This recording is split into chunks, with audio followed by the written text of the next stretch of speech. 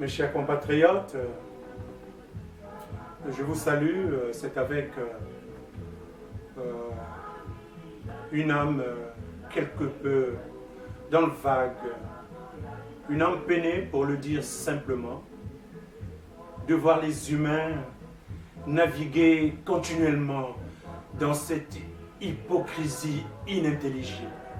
Je m'explique. Bonne année. Vous avez dit bonne année au Congo-Brazzaville? Mais qu'est-ce que ça veut dire bonne année? Mais ce n'est que le tremplin d'un cycle de 365 jours que nous avons vécu de la même manière que la dernière, donc le 31 décembre. Nous avons mangé, nous avons bu, mais pendant ce temps, il y a les autres qui souffrent dans les forêts. Il y a certains qui ne peuvent pas percevoir ni leur pension, ni leur bourse, alors qu'ils ont travaillé. Les uns, quelque part, leur hôpital de prédilection a été fermé, le CHU. On a construit des bouts de route qui ont coûté des milliards et des milliards de francs. L'éducation a été jetée dans les abysses profondes de la médiocrité et de l'incompétence.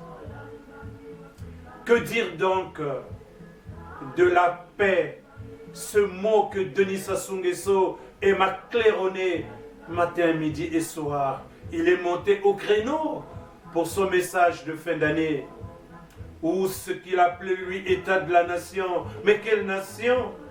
Une nation qu'il a ruinée, une nation où nous savons tous, même les petits-enfants le savent, que Denis Sassou Nguesso est un voleur, un paresseux, un incompétent, un champion de la corruption. Tout autour de lui, tout le monde est corrompu. Ils sont tous devenus des milliardaires, milliardaires avec l'argent du contribuable. Bonne année. Mais de quelle bonne année parle-t-on?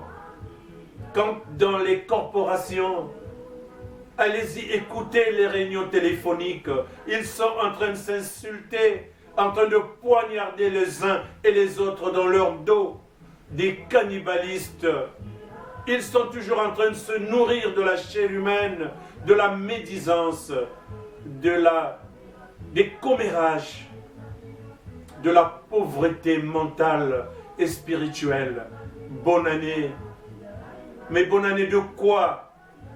Lorsque nous avons vu au Congo démocratique le 31 décembre, Kabila qui avait fini son mandat depuis le 31 décembre passé, 2016, s'il vous plaît. Il est rentré jusqu'en 2017, on lui montre la porte, Kabila envoie des militaires massacrer les populations. Bonne année.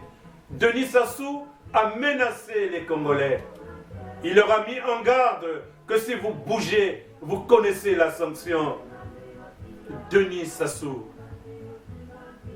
la perle franc-maçonnique, l'incani des imbéciles. J'ai vu ces députés en train d'acclamer dans la salle lorsque Denis Sassou était en train de plaider pour la médiocrité et l'incompétence. Le Congo est descendu très bas, vous avez dit bonne année, mais pour les voleurs, bonne année pour les tricheurs, bonne année pour les criminels, bonne année pour les assassins. Denis Sassou a même osé vouloir mentir le FMI, une institution dont la compétence pourrait être avérée, même si cette institution a toujours tendance à travailler pour le profit, ce qui est évident, puisque les Africains ni les Congolais ne sont pas capables de mettre en place une institution financière qui pourrait avoir la taille du FMI pour, n'est-ce pas, gouverner les finances au niveau de l'Afrique. Non, on n'est pas capable de se concentrer sur la science et la technologie pour apporter à l'Afrique sa liberté et sa dignité. Ils ont dit bonne année, ils ont sablé du champagne, ils ont mangé. Ils ont eu le courage de boire du champagne alors que nos frères sont en train de souffrir dans les forêts, alors que nos parents sont en train de souffrir dans des exils forcés. Vous avez dit bonne année quand dans certaines familles, On se bat pour de l'argent. Si ce n'est pas les euros, ce sont les dollars. Les familles sont en train de se déchirer parce qu'il faut prendre autorité sur l'argent. Encore une vanité, une vénalité, l'argent, la racine de tous les maux. Vous avez dit bonne année quand deux êtres humains, un homme et une femme, ont fondé une famille. Des enfants issus de cette famille ne sont pas la propriété de la femme et de l'homme, mais ce sont des passerelles. Il faut donner à ces enfants la possibilité d'une éducation, d'une culture et d'un cultuel ressemblant à ce que vous êtes, pas à ce que vous êtes devenus. Les autres n'ont pas abandonné leur culture, vous avez abandonné la vôtre. Bonne année. Bonne année parce que vous êtes une bande d'imbéciles. Des imbéciles qui suivent tout ce que les autres font. Vous appelez ça la mode. Quand on se rase les paupières, tout le monde se rase les paupières. Quand on décide de porter une mini-jupe, tout le monde porte la mini-jupe. Quand on décide de descendre le pantalon jusqu'au niveau des fesses, tout le monde le fait. Quand on légalise le cannabis, on applaudit parce que c'est une façon de distraire son esprit. Et où est-ce que vous l'avez mis, le Créateur? Celui-là qui vous a envoyé sur la terre accomplir une mission. Celui-là, Adonai, qui vous a laissé le libre arbitre de choisir entre le bien et le mal. Mais qu'avez-vous choisi? Vous avez choisi de vous délecter avec morosité, avec mendicité, avec parasité. Vous avez trahi la confiance de votre Créateur. Vous avez abusé de l'autorité du patriarche. Des enfants qui font des commérages contre leurs propres parents. Bonne année. Des enfants qui pensent, dans ces pays où nous sommes arrivés, que la culture que nous avons laissée quelque part est une mauvaise. La bonne, c'est celle qu'ils ont trouvée. Des enfants lesquels on a affiché de répéter uniquement le nom de la mère. Tous les jours, lorsque je reçois les appels, comment s'appelle votre mère? Non, non, le père, on ne le connaît pas. Et les enfants qui sont tarés mentalement, ben, ils suivent bêtement, ils pensent que c'est la mère qui a pris autorité sur l'homme. Non, personne n'a autorité sur personne. Sinon, les Saintes Écritures nous recommandent simplement qu'il y ait un patriarche et que l'autorité du patriarche soit établie. Le patriarche n'est pas un dictateur, mais plutôt quelqu'un qui manage sa famille de telle sorte que chacun se retrouve à sa place. Marie, aimez vos femmes. Femmes, soyez soumises à vos maris. Enfants, honorez vos parents. Est-ce que c'est difficile à appliquer? Bonne année. Bonne année à ces chrétiens crétins, suiveurs. Ils sont allés danser encore toute la nuit. Ce matin, ils sont paumés, ils sont quelque part en train de consommer leur ivresse. Bonne année. Bonne année dans ce monde des corrompus où vous avez les États qui sont prétendument développés, les plus riches du monde. Mais comment ces États ont-ils fait pour devenir si riches avec des classements qu'ils se sont fixés? Si ce n'est en menant des guerres de domination, si ce n'est en allant piller et voler les richesses et les ressources chez les autres. Bonne année. Bonne année dans ce monde pourri, dans ce monde cruel où chacun doit aller chercher une partie de sa joie à lui. Qu'importe si le tissu social est déchiqueté, tant pis, il y a des prédateurs. Ils ont créé également le terrorisme. Bonne année. Le terrorisme, on ne veut pas en discerner les causes. Mais il y a un discernement prophétique que vous refusez d'adopter, alors que le terrorisme est en essence humaine. Les humains qui se sont mis dans cet état temporel de terrorisme, pourquoi sont-ils devenus des terroristes? La relation de cause à effet. Vous prenez le temps de réfléchir sur les effets, mais jamais sur les causes. Pourquoi sont-ils devenus terroristes? Vous ne voudriez pas répondre? Je vais vous donner juste une petite partie de la réponse, parce que je ne pourrai pas développer cette assertion ici. Ils sont devenus terroristes à cause des inégalités. Ils sont devenus terroristes à cause des injustices sociales. Ils sont devenus terroristes à cause de la mauvaise redistribution des richesses. Ils sont devenus des terroristes à cause de la mauvaise gouvernance de la planète. L'ONU, un pamphlet, une coquille vide qui travaille pour ce système établi pour dominer le monde. Ce système qui a amené le monde là où nous nous retrouvons aujourd'hui. Bonne année. Bonne année à ceux-là qui croient encore que c'est encore possible. Bonne année. Bonne année à ceux-là qui savent qu'ils ont fait du mal aux autres et qu'ils ont pris la décision de reconnaître leurs fautes, de rentrer en conversion. Oui, en contrition également. La contrition, c'est justement cette capacité d'entrer dans soi-même, de confesser sa faute, de vouloir coûte que coûte conjurer la faute, de demander pardon à Dieu et ensuite de fléchir ses genoux et de supplier le Seigneur pour devenir une créature nouvelle, une créature née de nouveau. Pas comme les crétins le disent, mais parce qu'il a renouvelé son intelligence. Il a reconnu sa faute et il a regardé qu'est-ce qui est bon pour Dieu, qu'est-ce qui est bon pour lui et qu'est-ce qui est bon pour la personne qu'il a offensée. Bien sûr que l'offenseur et l'offensé souffrent, mais le devoir de l'offenseur, c'est d'aller demander pardon à l'offensé après qu'il se soit converti avec son Dieu. Bonne année. Bonne année, toi qui a pris la résolution de te mettre désormais dans la présence de Dieu pour quitter cette franc-maçonnerie qui est en train de déchiqueter le monde.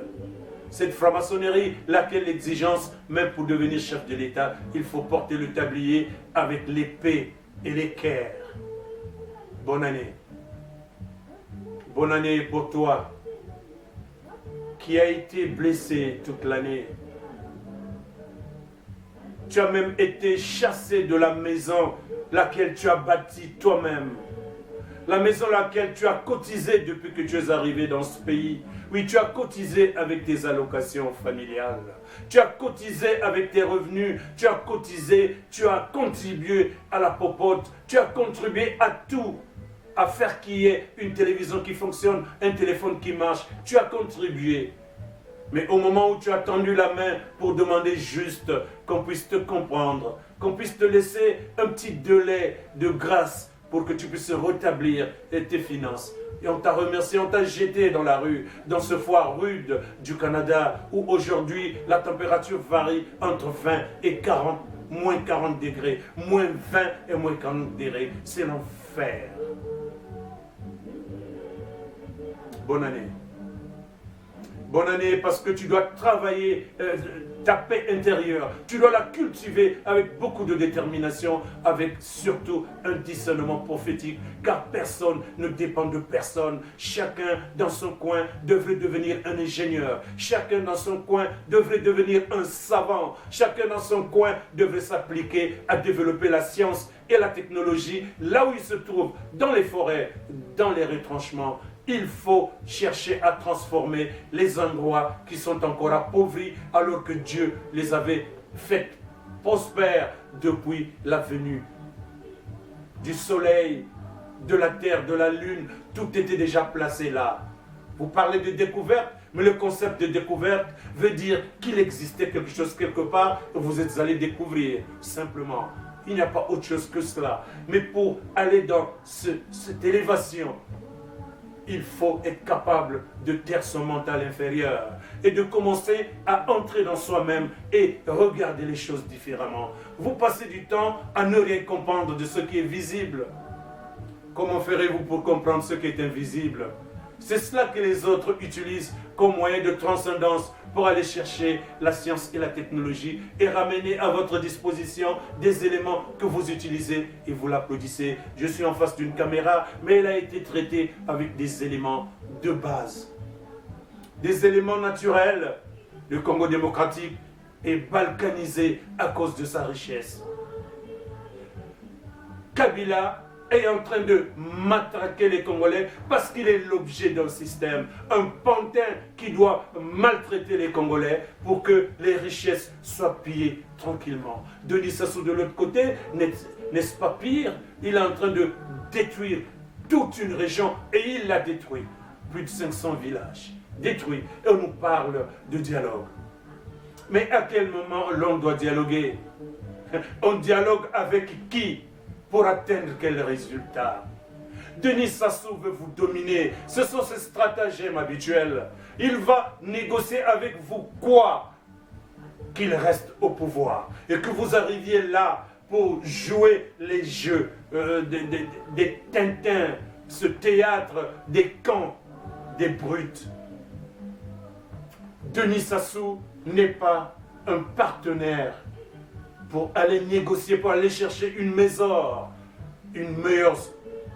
solution de rechange. La mesure, c'est un langage technique, pardonnez-moi, que l'on retrouve dans les résolutions de conflits.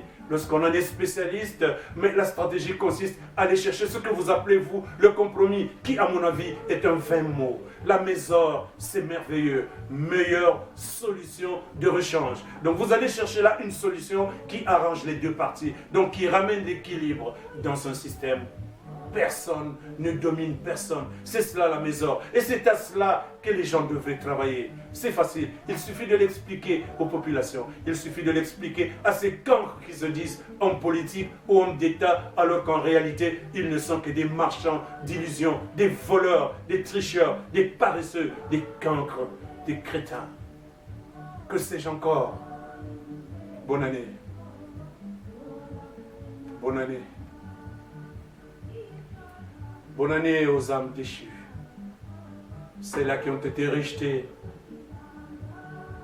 à cause de ce qu'ils sont, à cause peut-être de la maladie ou de la pauvreté. Ils sont devenus les objets risibles. Bonne année. Dieu est capable de guérison. Dieu est même capable de ressusciter les morts. Bonne année à ceux-là qui ont encore la foi et qui croient encore. Vous avez raison de croire, mes chers bien-aimés.